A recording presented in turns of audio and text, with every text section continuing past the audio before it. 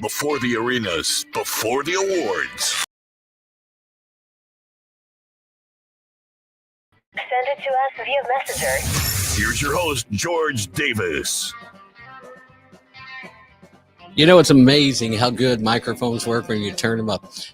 How's everybody doing tonight? Hope you guys are having a great night.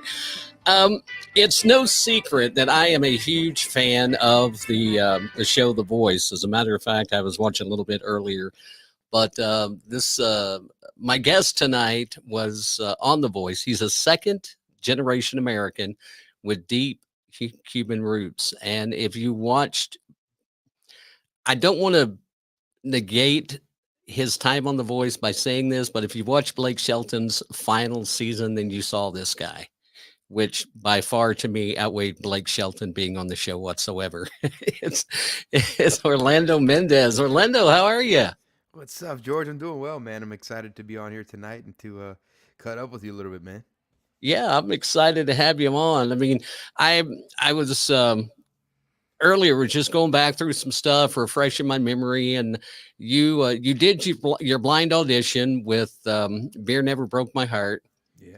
And this was so funny because you had Camilla Cabella turn, and then Gwen, and then Camilla convinced Blake to turn, and then right before you ended it, John Legend turned around. Yeah, man. And I got to be honest, I thought if you went with anybody outside of Blake, it probably would have been John Legend, but you surprised everybody because there's a little bit of a connection between you and Camilla because you guys are from the same part of Miami. Yeah. My brothers went to the same high school she did. So did that weigh in on your decision at all, or did you just feel like she gave the best pitch? Well, it was a little bit of both. I'll be honest. I went in thinking I was picking Blake for sure. I was like, that's my guy. Picking Blake. If he turns, it's over.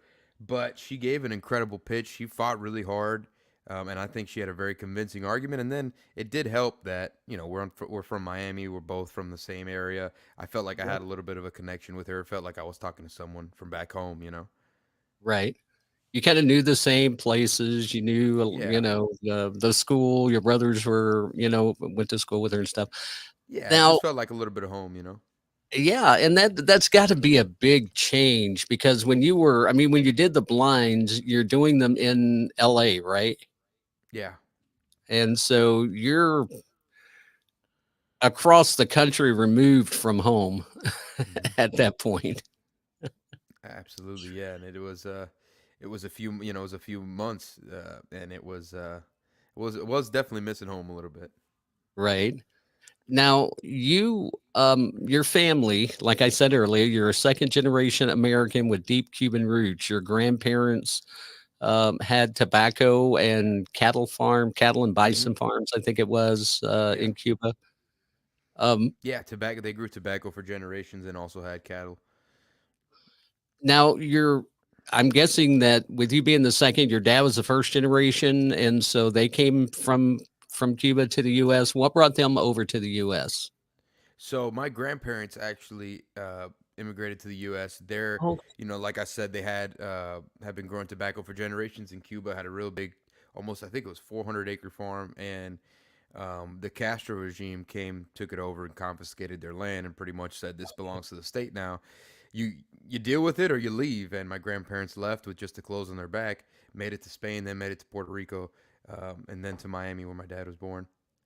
wow, wow, and from the little bit that I know about, um, people of Cuban descent and families and things like that. You guys, I mean, Cubans are always the families are really tight knit. I mean, you guys are like, you may all live in the same house, and it could be a big house, it could be a small house, but you're all pretty much there, and you're raised with the ideals of your grandparents as well as your parents and stuff like that as well. 100%. Yeah, the Cuban culture is all about family. I mean, we live and breathe family. We're always around each other. I grew up with a huge family. Gatherings were always all of us, and we get together. I'm talking about a few times a month. It's constant family and support, and it was pivotal for me growing up. Were you the only musician in the family? Yeah, I was the only. I'm only the only musician. My mom's brother, he plays piano and he sings a bit, but him and I are the only ones. Wow. What was that like being the only one that had that musical inclination, if you want to call it that? It's interesting, man. Like, at family parties, I would be the one who would entertain and stuff, and the family it's kind of cool because being the only person in the family who can sing, it's like a novelty, right? So they're always intrigued about my journey and about what songs I'm writing and about what performances I'm doing, and they're extremely supportive. And I think it wouldn't be that way if I wasn't the only one, you know. Right. Right. So Very freeing. as I mean, you were young when you kind of figured out that, hey, I want to be a rock star. I Yeah. mean, that was kind of it. Do you remember, like, early on, was there a lot of support from the family for that kind of thing? And even like extended family, friends, and people you hung out with and stuff, were they all supportive? I mean, my immediate family has been extremely supportive since the jump. I think, um, growing up and doing uh, not only home concerts, but also at school and extracurricular activities and being in plays and stuff, they always knew I was made to entertain. They knew on the stages where I felt most alive. So my parents have always been extremely supportive. Now, I have had other family and friends tell me, like, as I was growing up, are you sure you want to do that? That's tough. I mean, maybe it's a hobby. But as I got more serious, and especially over the last few years, everyone everyone understands the vision now. They've come around. Right. Now you were kind of bitten by the acting bug as well, and you went on to get a bachelor's degree in theater and performing arts. Yeah, yeah. I went to the University of Florida, got a fine arts degree. Did some time acting after I graduated. I was back and forth from New York to Miami auditioning for plays. Trying to get some commercial spots, and it was going well. But COVID kind of shut that whole industry down for a while. And then Right. I picked up the guitar, and my love for music came back. So how old were you at that point when you picked up the guitar and you realized this is really where I want to be? That was 2019, 2020. Okay. Um, I was, at that point, I was 22, 23. Okay. And yeah, I'm 27 now. So what led you to audition for The Voice after all of this? So the voice was, man, funny story is I would get all these casting calls, right? I was doing acting before, so I would receive all these newsletters with all the auditions, and I'd seen it 100 times. Audition for The Voice, audition for American Idol, and I didn't really have too much interest in it. I was like, nah, I don't know if that's for me. I'm not good enough. I'm not a good enough singer. And I had a friend. I had been gigging down in South Florida for a while now. I had a friend who finally saw the notice, and he's like, hey, why don't you audition for The Voice? I said, "No, I've seen that. I'm good. I don't want. That's not. I don't think that's for me." And he said, "Well, if you don't sign up for it, I'm signing you up for it." And I was like, "All right, enough." And I signed up on a whim, and man, look at it Yeah. now, man. I mean, top 20 in season 22, and there was a lot of competition that year. I mean, Yeah. some great people were on there. You had Morgan Miles that you were Hmm. up against. You had I think Jay was Jay on Allen, there, yeah. Hmm. Jay Allen, and I'm trying to think if Audra on that season. Audra McLaughlin. No, she was No, she way wasn't on early. that one. Yeah, Hmm. she was on like 16 or something like that. She was way early. But I mean, and the funny thing is I know Morgan really well. Yeah. Actually going to be interviewing Jay here in about 2 weeks. And so it's like I need to just change the name of the podcast to The Voice, I think, sometimes because I've After The interviewed Voice. right after The Voice. Exactly. That may be my next podcast. There it is. We And can just for, branch out, do a I mean, spinoff. there's so many. I mean, that year was just so full. We actually had Morgan at a veterans charity concert series back in April, Nice. and the girl was just, I mean, if you watched her on The Voice, quite honestly, and I think it's this way a lot. You guys are pretty subdued on The Voice. You get to let your hair down, so to speak, a little bit, but nothing like you can when you're on stage in front of people. Exactly. And Yeah. I see that with everybody that I've ever seen on The Voice. It just seems like there's a little bit of that subdued, but to see you guys live, I mean, and that's one of the things I really I get disappointed. I know American Idol had like their big tour that they would always do, and I always wanted, I don't think The Voice ever really did that, and I always wish they had it because those would have been some amazing shows. I was so it actually in the contract it actually had an option for a voice tour. Now it was highly unlikely because I don't think they've ever done one like you said. But Okay. I always thought that would have been a hell of a show, and Yeah. I was I was hoping they would pick it up. Maybe for Blake's last season. But Yeah. Yeah. So, and now, I mean, you've come off The Voice, you've got into Nashville, you're starting to do your own thing. Are you writing and recording? Are you utilizing a lot of the writers in Nashville? How is that side of your career going right now? yeah, so I mean I write a ton. I usually and before I got to Nashville, I'd written strictly on my own. But I knew once I got to Nashville, one thing that I definitely wanted to do was network with writers, get into Mm, co-writes, and so I'm finally starting to do that now, which is amazing.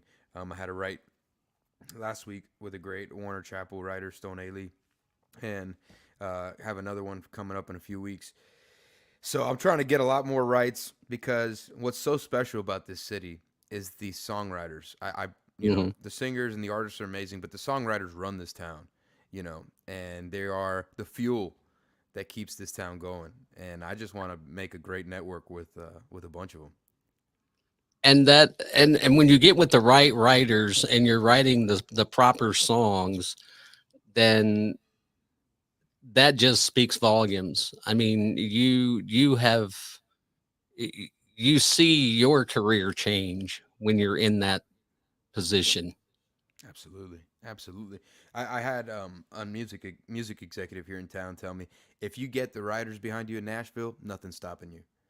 If you Right. can make the writers your friends, if they're backing you, and your name is on their lips, you're good. You're good as gold. Yeah.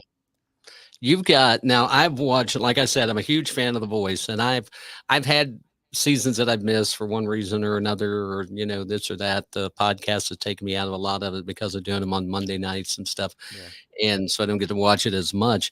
But with the caliber of people, I have to say, like I said, last season to me was one of the best, or the 22 hmm season 22 was one of the best.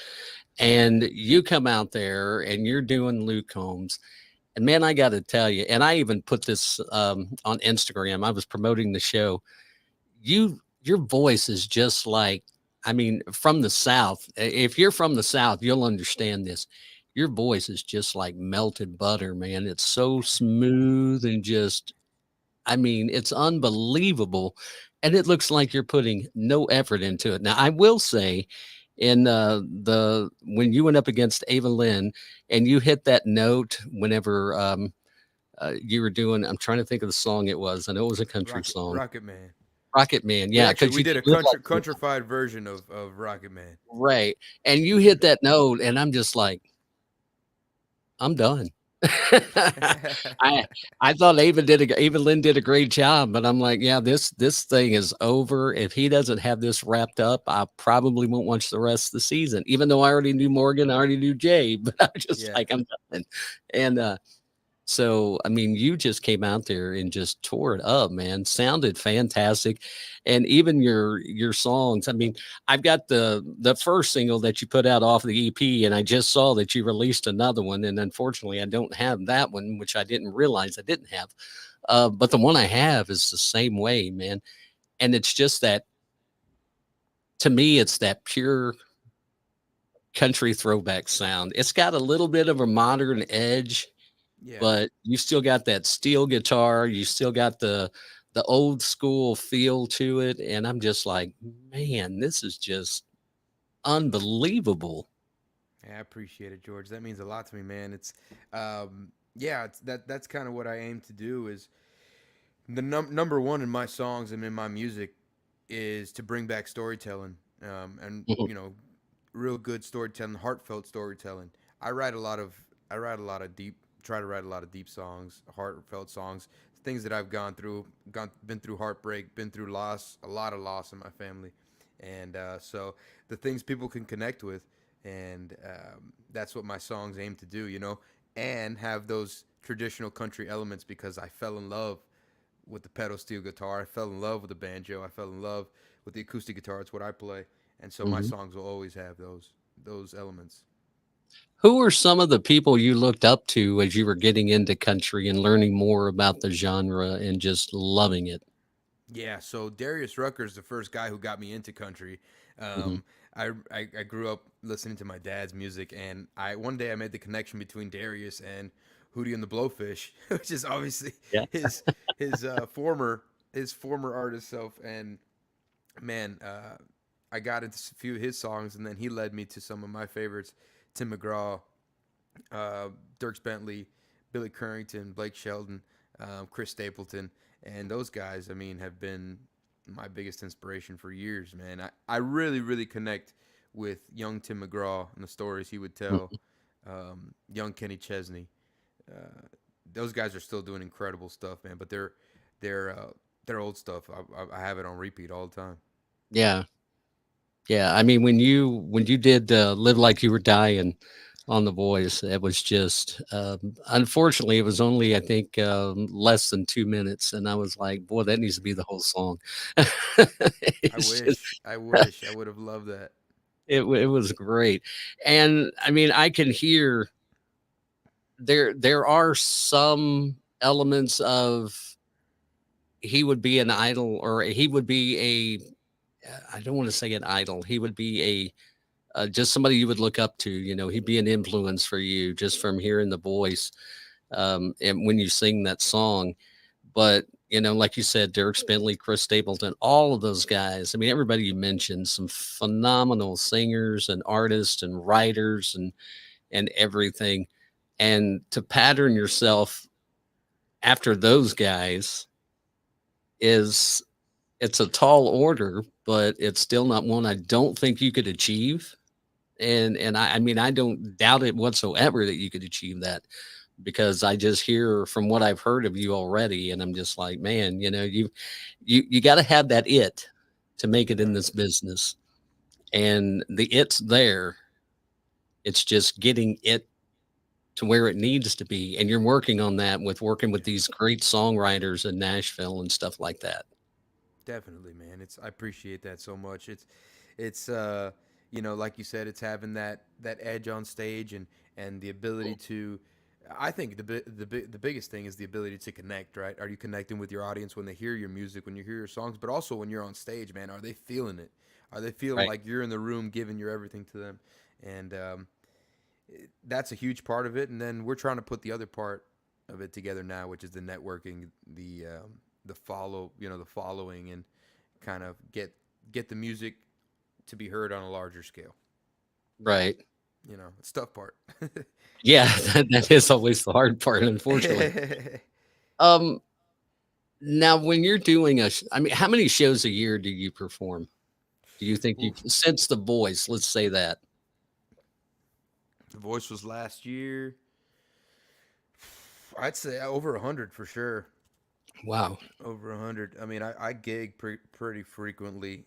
Back in Florida, I was playing 4 or 5 shows a week. Here in Nashville, it it's a little harder to find shows in Nashville, Mhm. um, but I still play, over 15, close to 20 shows a month. What's one of the songs that you just love to do in your sets that is a cover, like a cover tune? What's your favorite cover tune to sing? That's a great question. It was "Beer Never Broke My Heart." That's one of the reasons I played it for the blinds because no matter what, and you can ask my my audience back home, no matter what happened, you knew you were here, and Beer Never Broke My Heart. I might change the rest of the set, but that one was always playing, and we would play it at the end of every set to end the night. And so that's definitely one of them. Um, I really, really love playing. Um, uh, she had me at Heads Carolina, Cole Swindle. I changed a couple of the lines. Maybe she'd fall for a boy from South Florida. That one always Right. gets people going. So yeah, there's a lot of them that are always constantly in my set. Right. Right. That's a great song. I love the way he redid that. Now, some of the I guess I'm not going to call you the atypical country artist because a lot of country artists like rock, music, and so you cited like Bono and Eddie Vedder and Dave Matthews as some of the other people that you've looked up to. Hmm. Any of those songs ever make their way into your sets? Yeah, yeah. I've played a few Pearl Jam songs. I've played Black and Elderly Woman behind the counter. I've played Better Man and Daughter. I've played several Pro Jam songs. You too. I've played. Still haven't found what I'm looking for, and they make their way all the time. I try to throw them in here and there. Mix in some country and some rock, keep people on their Mhm. toes. Right, and that's always a great mixture. I mean, classic rock is the number two format of mainstream of major country listeners. So, I mean, it's Yeah, and vice versa. It's kind of the same. Um, if you could, um, if there's one song that you've thought to yourself as a writer, why did I not write that song? Hmm. What song would that be? There was. Man, I'm really trying to remember what song that was. I had this conversation with someone the other day, and it was after hearing a song, and I was like, man, what I would give to have written that song. Um, well, one of them is Whiskey and You by Chris Stapleton. Hmm. Um, I mean, I feel like that is such a powerful tune. Uh, and the way he's comparing the difference between the way this heartbreak has made him feel versus the bottle. And dang, what a song. So that's one of them. I wish I could remember the other one, George, but right now I can't. Well, if But it there's comes so to you, many just songs. blurt it out. Yeah, I feel like I hear a song a day that I'm like, dang, I should have written that. Right. You know. Right. And it's one of those things where you're just like, "Oh my gosh, man."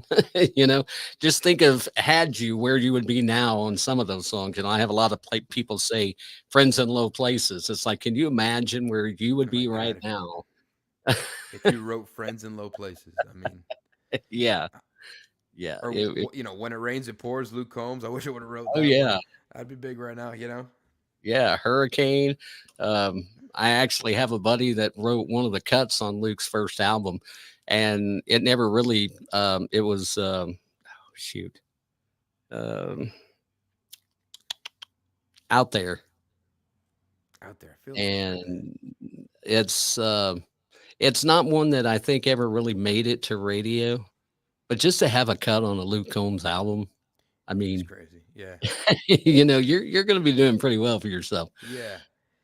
I remember one of them. Oh, "Easier Said with Rum." Old Dominion just came out on Oh, their most recent album.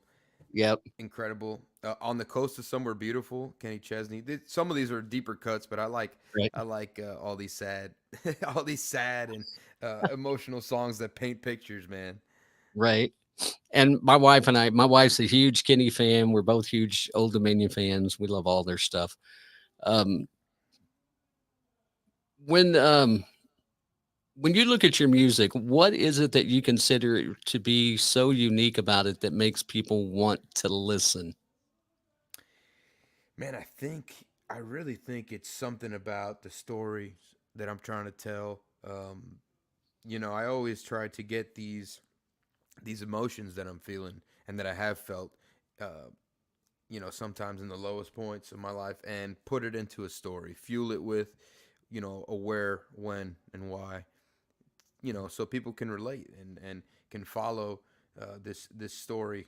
And I think that's what's attracting people, is that we're taking it back to the days of older country, before we started, only talking about good times and just, party songs.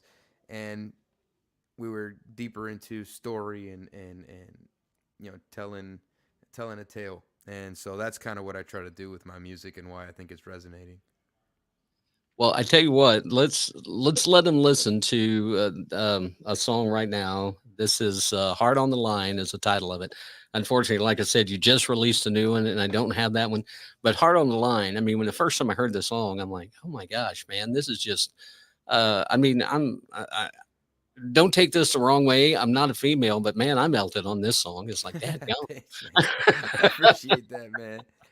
It's just it's a good song. So we're gonna play that, and then we're gonna come back. We'll have a little bit of fun with Orlando and doing some stuff. And he's got a gig tonight, so we're not gonna keep him too long, but we're gonna get him on the road so he can catch his gig. But we're gonna keep him as long as possible. But this is called "Heart on the Line." It's on b4Nashville.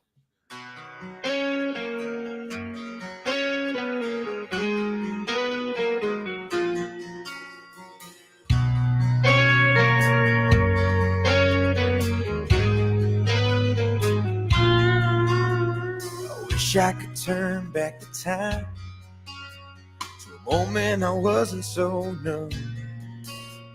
I wish I could pour back this wine to the bottle instead of my cup.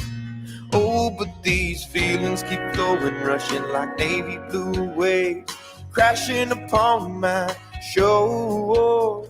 My heart's been so damaged, oh, by some burdens and baggage that I just can't heal it no more. So baby, hold me tonight, so that I won't be lonely. Some people tell me I'm fine, some people say they don't know me anymore. 'Cause I've been through some peaks and some valleys, I've seen some highs and some lows. Look at the cuts and the bruises from taking all of the blows. So baby, if you're gonna leave me, just leave me, don't worry girl, 'cause I'll be fine. Just know my heart's on the line.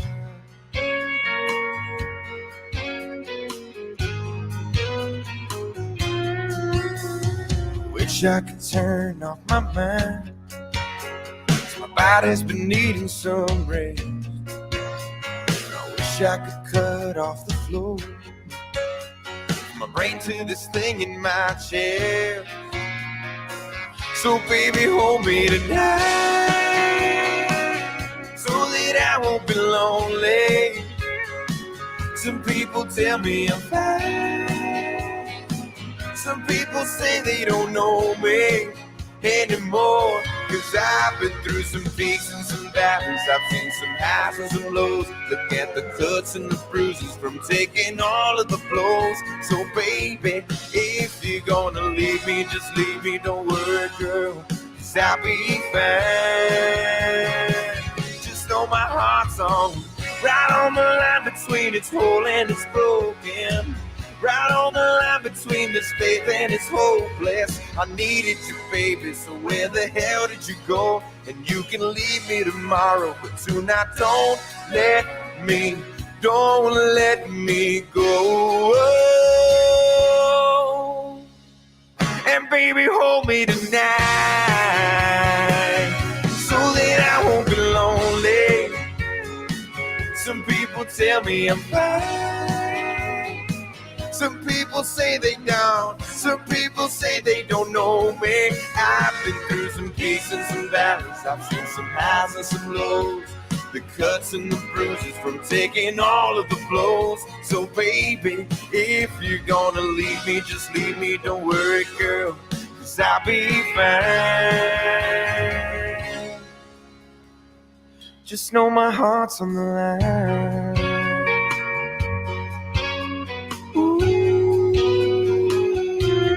Hearts on the line.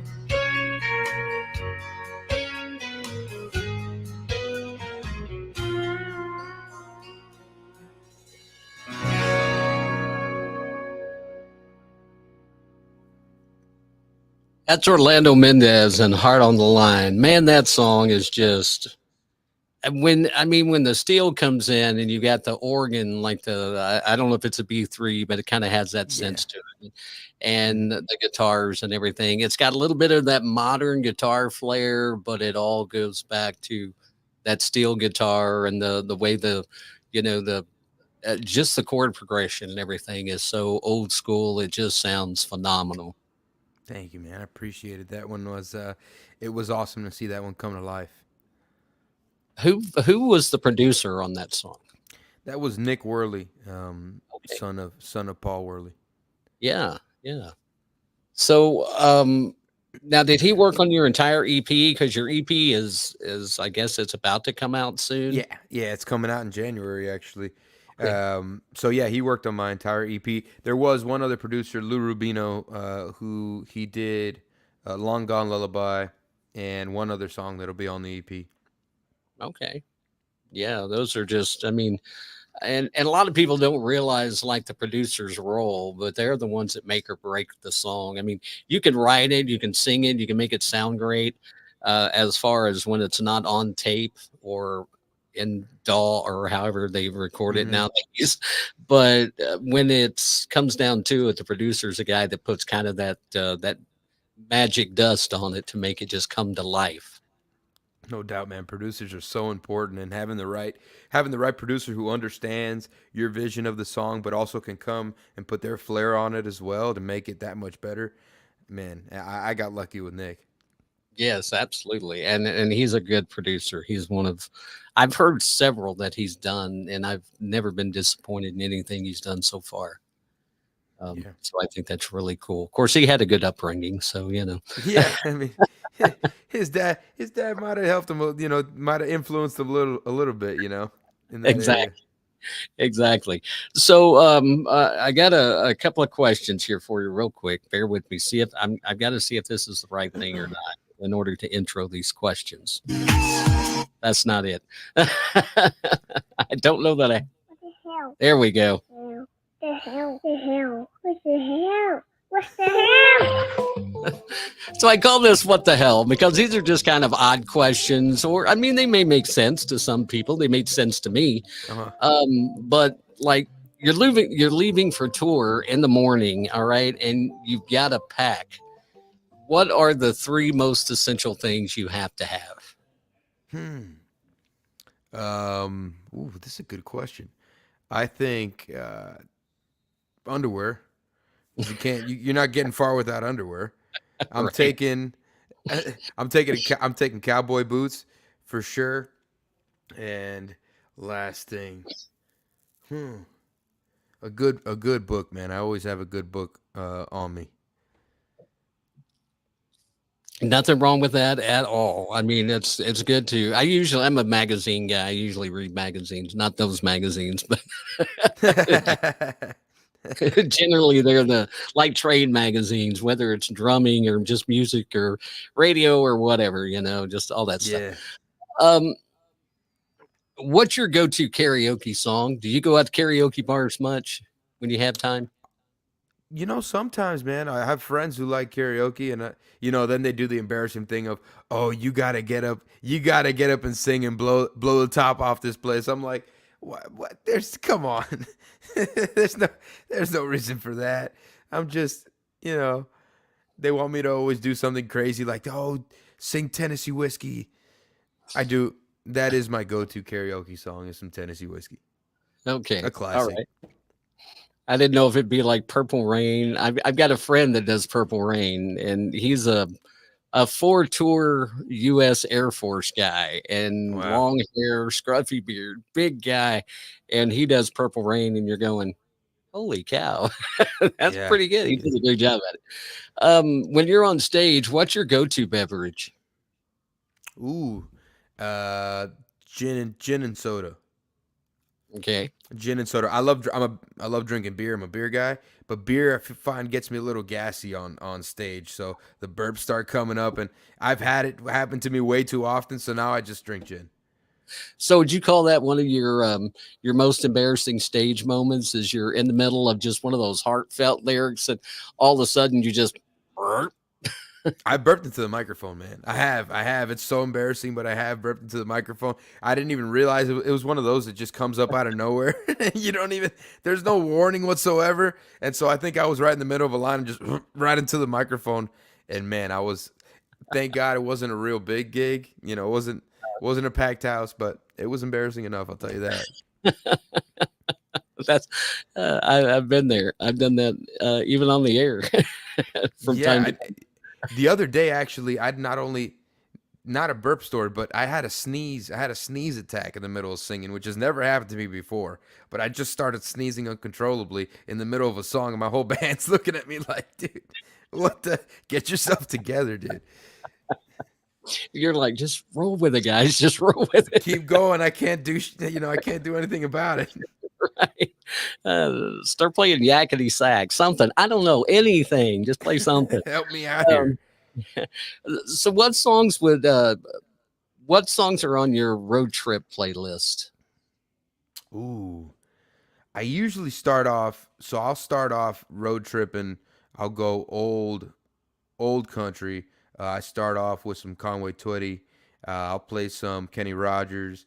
I'll Mhm. play. I've been real into Kenny recently, so Kenny Rogers for sure. And then I'll actually start getting a little newer. I'll start going '90s country, and then I'll play some 2000s country. Some of the stuff that I grew up listening to. I'll start getting into that Dirk Bentley, Billy Currington uh, Mhm. kind of vibe, and then I might switch it up and go rock. It's there's waves to a road trip, There's Right. waves to a road trip. So then I'll rock out a little bit and listen to some classic stuff. Does it depend on where you're at? I mean, like what part of the country? Say if you're say you're going across a stretch that's not a lot of population as you're driving. Do you tend to rock a little bit more then, or are you a Yeah. little more laid back?